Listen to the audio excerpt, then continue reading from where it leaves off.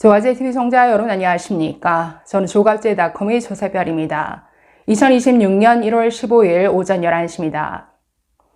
한동훈 제명을 결정한 장동혁의 새벽 쿠데타가 진압되어 가고 있는 것 같습니다. 오늘 오전 장동혁 대표는 재심의 기회를 부여하겠다는 또 다른 꼼수를 들고 나와서 제명을 보류했는데 이것 자체로 굴욕이죠. 자, 왜 물러날 수밖에 없었느냐? 당내 반발도 반발이지만 모든 언론이 돌아섰습니다. 오늘 모든 언론사들이 사설을 통해서 일제히 장동혁의 국민의힘을 비판하고 나섰습니다. 지금 이 사태를 바라보는 언론의 시각은 미쳤구나, 미친 짓이네, 거의 이런 수준입니다. 내란으로 사형이 구형된 윤석열조차 제명하지 못했던 국민의힘이 누가 썼는지도 모르는 익명 게시판에 글을 가지고 전직 대표를 제명한다? 미친 짓이죠. 게다가 제1야당이 보도자료를 통해 모든 언론에 뿌린 내용을 2번이나 정정한다? 그것도 핵심 내용을? 이건 듣도 보도 못한 미친 짓입니다. 게다가 전직 대표를 제명하는 이런 중차대한 결정을 하면서 당사자에게 소명 기회도 주지 않고 새벽에 기습적으로 결정을 내린다? 역시나 듣도 보도 못한 미친 짓이라는 거죠. 그렇기 때문에 일제히 모든 언론이 정말 동일하게 사설을 쓰고 있습니다. 한겨레, 경향, 경제지까지 오늘 다 나서서 사설을 통해 장동혁과 국민의힘을 준엄하게 비판하고 있기 때문에 이런 여론의 악화가 결국 장동혁을 물러서게 할 수밖에 없었다라는 생각이 듭니다. 자, 이 내용 좀 소개해 드리겠습니다. 자, 오늘 정말 동일한 사안에 대해서 이렇게 주요 언론사가 일제히 사설로 한 목소리를 내는 케이스가 사실 거의 없죠. 1년에 한두 번. 그런데 이 케이스가 그렇습니다. 오늘 주요 언론사들의 사설 제목 한번 먼저 쭉 훑어보겠습니다. 자, 보실까요? 조선일보, 심야의 테러, 마피아라며 한동훈 제명, 정상이 아니다. 자, 동아일보, 대선 후보 날치기 교체를 떠올리게 한 한밤 한동훈 기습 제명. 중앙일보, 한동훈 제명 사태로 드러난 보수야당의 뺄셈 정치. 자, 한국일보, 국민의힘 한동훈 제명, 자멸의 길로 가나. 자, 서울신문, 한동훈 심야 제명, 국힘 뺄셈 정치 유구무원일 뿐. 세계일보, 국힘 한동훈 제명, 납득하기 어려운 자해, 뺄셈 정치다. 자, 한겨레신문, 내란 절연은커녕 한동훈 제명, 내분만 격해진 국민의힘. 자, 경향신문, 심야에 한동훈 제명, 추락의 끝이 안 보이는 국민의힘. 문화일보, 심야에 한동훈 전 대표 제명 의결, 더 추락하는 국민의힘. 자, 매일경제, 한동훈 제명 결론 낸 국힘, 같은 편도 못 품으며 외부 연대라니. 서울경제, 한동훈 제명, 윤석열엔 침묵, 보수 재건 기회 걷어찬 국힘.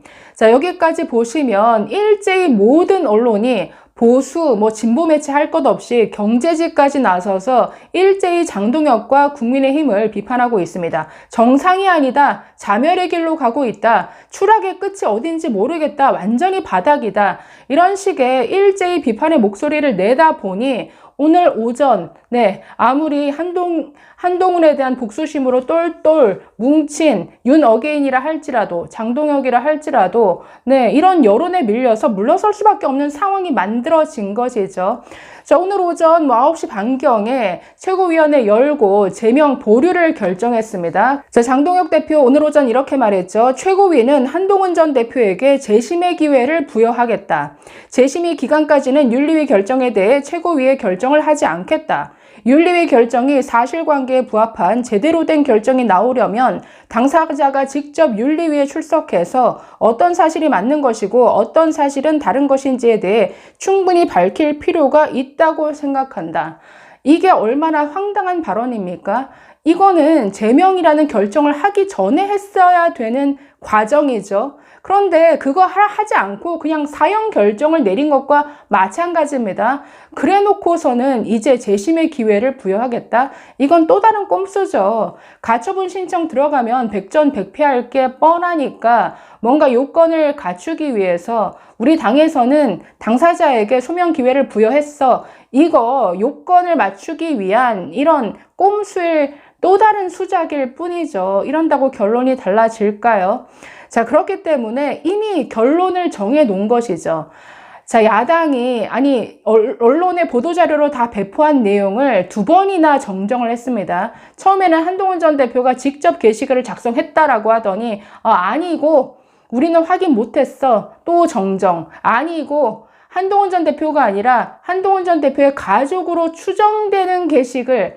지금 이거는 코미디입니다. 저도 정부 기관에서 언론을 상대하는 내 공보실 홍보실에서 있었지만 어처구니 없는 일입니다. 동네 구멍가게에서도 이런 일 안 합니다. 정말 망신살이다라고 해야 맞는데 2번이나 핵심 내용을 정정했다라는 것, 그것 자체가 어떤 사실 조사도 하지 않고 그냥 결론을 정해놓고 열린 윤리위고 이런 것밖에 안 된다라는 것을 스스로 자인한 셈이죠. 그렇기 때문에 재심 청구 한들 결론은 똑같을 겁니다.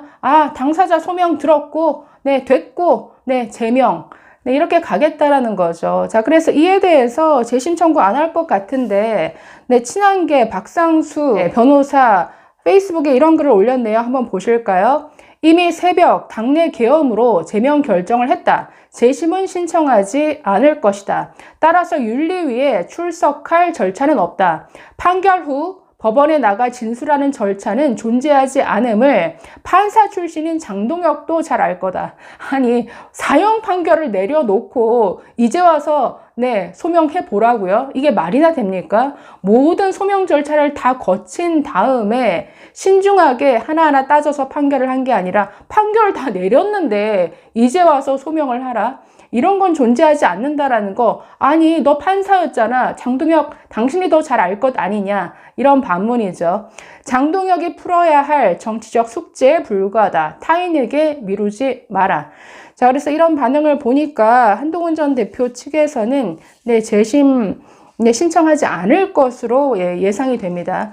자, 조선일보 사설 한번 읽어보고 마치도록 하겠습니다. 제목이 심야의 테러, 마피아라며 한동훈 제명 정상이 아니다. 국민의힘 윤리위가 14일 새벽 1시에 당원 게시판 문제로 한동훈 전 대표 제명을 의결했다. 윤리위는 그의 가족이 행한 것으로 인정된 게시글 활동은 업무 방해이며 당에 심각한 피해를 줬다고 밝혔다.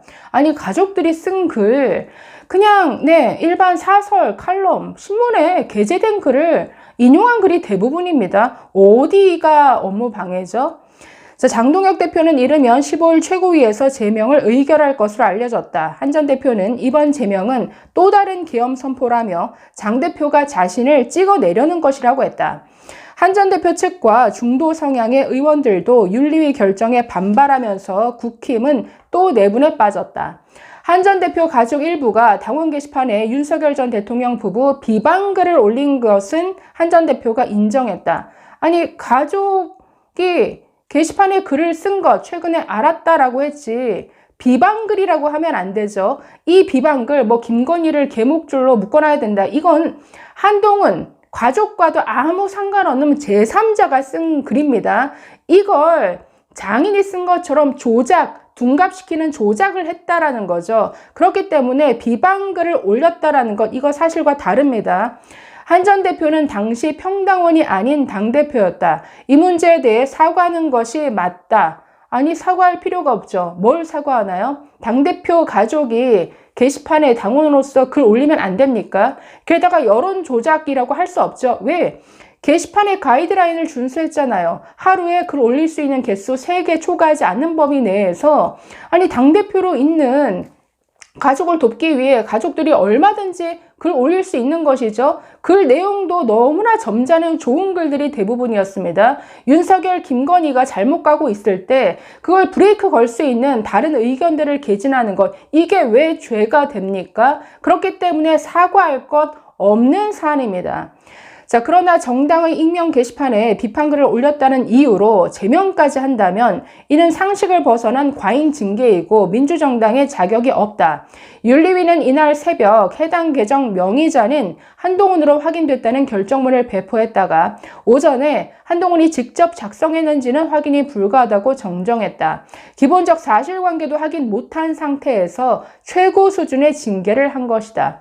당원 게시판 문제는 2024년 11월에 불거진 일이다. 이 문제를 1년이 지난 뒤 다시 문제 삼아 윤 전 대통령에게 사형이 구형된 직후 심야에 제명 의결을 한 것도 정상 과정이라고 볼 수 없다. 당 내에선 윤 전 대통령 지지층을 결속하기 위한 것이라는 말이 나온다고 한다.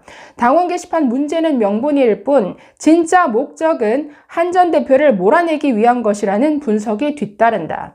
윤리위는 한 전 대표를 제명하면서 지나치게 감정적인 모습도 보였다. 한 전 대표가 윤리위를 비판한 데 대해 재판부를 폭탄 테러하는 마피아나 테러 단체에 비견된다고 했다. 이성을 잃었다고 할 수밖에 없다. 이성을 잃은 게 아니라 음모론자들의 본질이 이렇습니다. 정상이 아니죠. 예의도 없고.